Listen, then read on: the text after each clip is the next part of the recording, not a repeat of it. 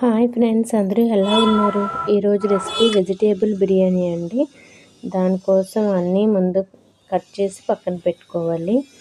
కుక్కర్లోని నెయ్యి లేదా నూనె వేసి ఉల్లిపాయ ముక్కలు, పచ్చిమిర్చి ముక్కలు, అలాగే కరివేపాకు వేసి కొంచెం వేగనిచ్చిన తర్వాత బీన్స్, బీట్రూట్, క్యారెట్, క్యాప్సికమ్, బంగాళదుంప ముక్కలు అన్నీ వేసుకుని, అలాగే స్వీట్ కార్న్, గ్రీన్ పీస్ వేసి కాస్త మగ్గిన తర్వాత టమాటా ముక్కలు, మీల్ మేకర్ వేసి కలిపి మూత పెట్టి 5 నిమిషాలు మగ్గనివ్వాలండి.